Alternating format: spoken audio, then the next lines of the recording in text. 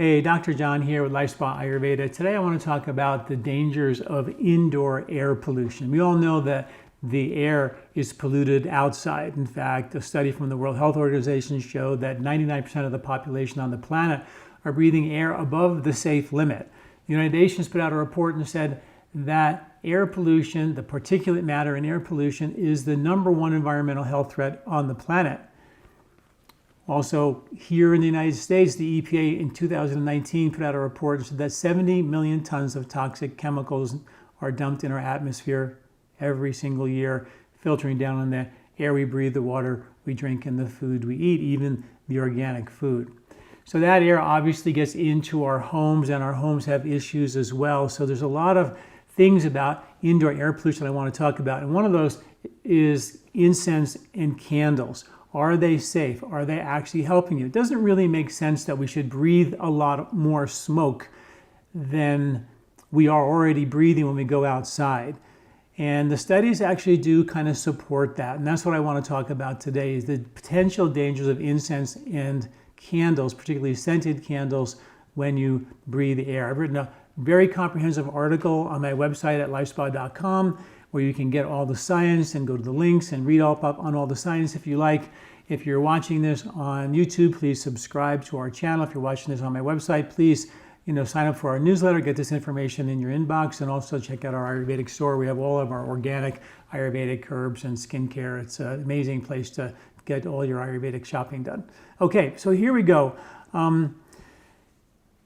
There are studies that show that some of the scented candles are actually okay, but there are studies that show that a lot of them are not. And that's the real problem, is we don't know which ones are good and which ones are bad. Just because they're more expensive doesn't necessarily mean they're good unless they've been tested.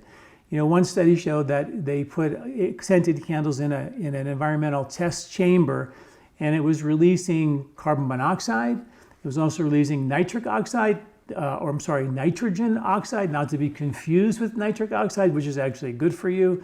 But nitrogen oxide is one of the major components of smog, air pollution from gas and gas furnaces, and outgassing from gas furnaces and fireplaces, things like that. The waxes and the dyes that they use in some of these essential candles have been shown to have toxic formaldehydes in them. One study showed that 75% of the scented candles on the market are used artificial fragrances derived from petroleum, benzenes, and other cancer-causing agents, right? Some scented candles also have phthalates in them, which are also cancer-causing, and they also have been shown, not all, but some of them have what are called VOCs, or volatile organic compounds, which are found in industrial solvents like paint thinners and chloroform and things like that you don't want to be breathing in your own home, right? Incense, for example, the EPA put out a report said that they can increase the risk of cancer, asthma, and dermatitis.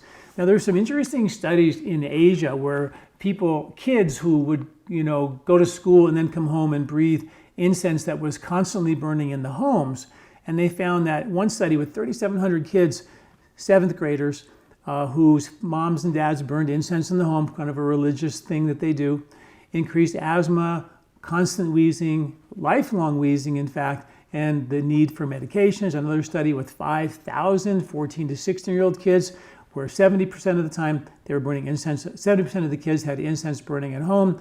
They had significant reduction of lung function tests, which is forced vital capacity, and how much air you can breathe in, and forced expiratory capacity, how much air you can breathe out. Really important. One of the measurements for longevity are those lung function tests. One study showed that incense and cigarette smoke combined increased the risk of lung cancer. Another study in an environmental test chamber showed that incense smoke in a house, which is replicated by the chamber, was above the safe limit set by cigarette smoke. So the particulate matter you got from incense was above the safe limit that was set up by cigarette smoke. So really, really important. In the article, I do talk about some Ayurvedic herbs that might protect you. Obviously, air filters, purifying your air, keeping your inside your house really, really clean, having a carbon monoxide and test unit in your home so you know if you're having any issues there. But in India, in the Taj Mahal, they actually planted about 10,000 tulsi plants all around the Taj Mahal because the air pollution was so bad. And they found that tulsi would actually help purify the air. Studies show that when you actually take tulsi or turmeric or amalaki, those are the three herbs that I talk about in the article, and there's science. I've written articles about how they protect us from air pollution.